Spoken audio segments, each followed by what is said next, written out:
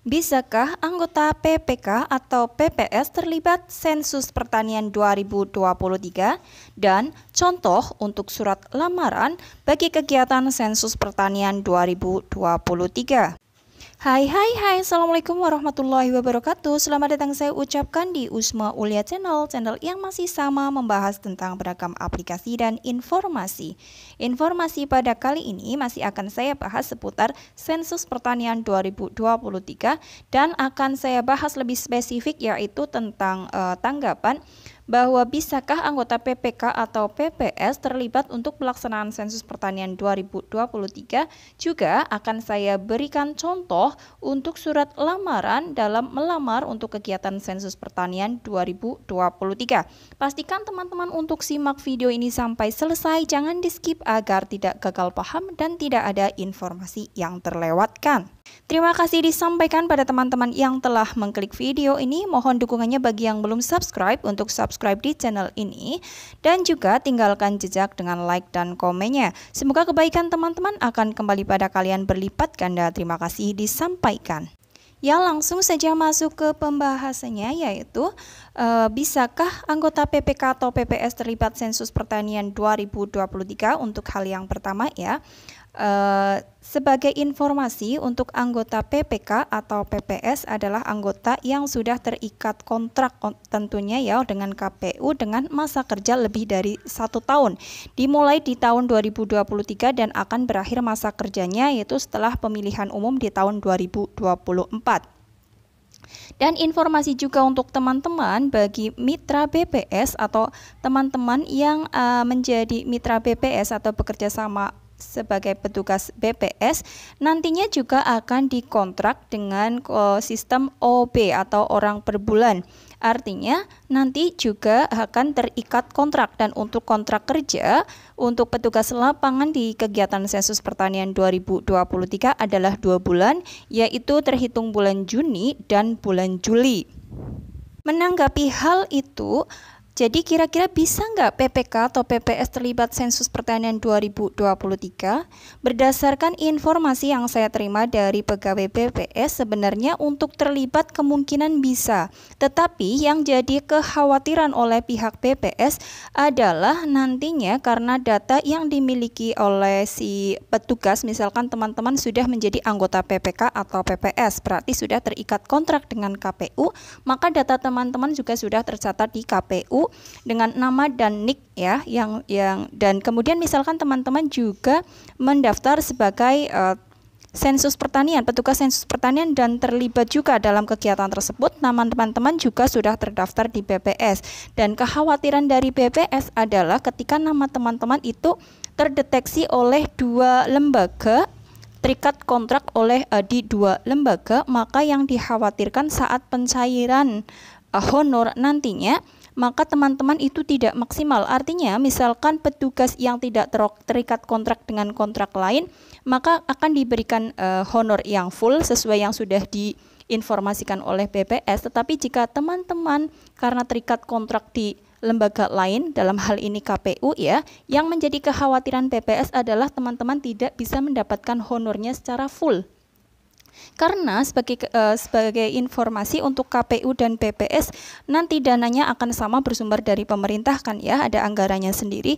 Jadi menanggapi kekhawatiran tersebut, maka keputusannya akhirnya BPS menghimbau untuk yang akan atau berkeinginan menjadi mitra BPS sebagai petugas sensus pertanian 2023 adalah petugas yang belum terikat kontrak di lembaga manapun, karena kekhawatirannya yaitu seperti yang saya jelaskan tadi, honor nanti tidak bisa cair 100%. Mungkin teman-teman kemungkinan hanya dibayarkan oleh 1 lembaga saja, atau misalkan dibayarkan oleh dua-duanya tapi tidak full oleh 1 lembaganya tersebut karena terdeteksi terikat kontrak di 2 lembaga. Dan hal ini juga berlaku bagi lembaga-lembaga lain ya.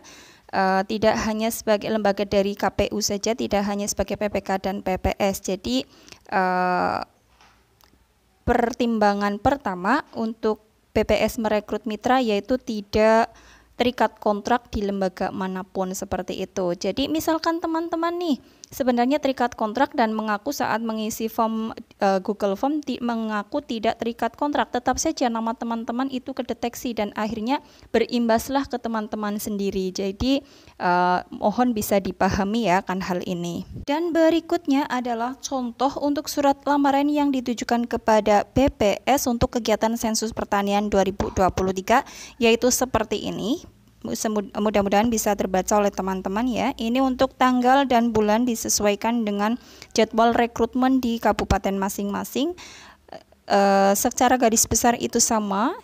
Ada perihalnya yaitu lamaran pekerjaan, lampiran itu ada beberapa berkas di bawah di lampirannya itu.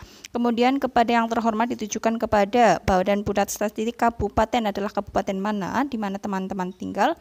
Kemudian dengan hormat ini bisa teman-teman pahami, diisikan saja untuk biodata dari teman-teman. Terus untuk keinginan teman-teman melamar itu menjadi sebagai petugas lapangan apa? Sebagai petugas lapangan PPL atau sebagai petugas pemeriksa lapangan atau PML, maka coret yang tidak perlu ya. Kemudian untuk persyaratan yang perlu dilampirkan, ini bisa teman-teman baca di sini aja. Ada fotokopi ijazah pendidikan terakhir, fotokopi kartu tanda penduduk, pas foto terbaru 3x4 atau 4x6 salah satunya saja, kemudian daftar riwayat hidup, surat pernyataan pertempat tinggal atau domisili, surat pernyataan memiliki dan menguasai dan dapat menggunakan gadget, bukti screenshot pendaftaran di Sobat BPS, dan kemudian ada bukti screenshot telah mengikuti medsos BPS di kabupaten teman-teman tinggal. Selanjutnya ini adalah contoh untuk surat pernyataan tempat tinggal. Seperti ini, maka teman-teman diisikan saja. Daftar riwayat hidup juga seperti ini. Ini saya ambil dari contoh yang ada di kabupaten open recruitment dari suatu kabupaten yang sedang melakukan rekrutmen. Saya ambil untuk contoh pengisian formulirnya seperti ini. Jadi teman-teman telusuri saja di wilayah atau di website resmi BPS di kabupaten di mana teman-teman tinggal. Kemudian jika sudah ada open recruitment itu ada persyaratan dan kemudian contoh-contoh untuk berkas-berkas yang untuk diisi oleh teman-teman, termasuk juga surat lamarannya ya. Semoga ini bisa membantu teman-teman dan pastinya semoga ini bermanfaat ya bagi teman-teman yang tertarik untuk menjadi mitra BPS dan berkeinginan atau ingin terlibat menjadi petugas untuk kegiatan sensus pertanian 2023. Yang dapat disampaikan pada kali ini, mohon maaf jika ada kekurangan, dan apabila masih ada yang kurang jelas bisa teman-teman tuliskan di kolom komentar, nanti akan saya bantu untuk menjawab sesuai keinginan teman-teman ya, semampu saya tentunya. Dan salam sukses tentunya untuk teman-teman. Silahkan share jika merasa informasi ini bermanfaat. Sekali lagi saya ingatkan untuk mohon dukungannya untuk subscribe di channel ini bagi yang belum subscribe, dan wassalamualaikum warahmatullahi wabarakatuh.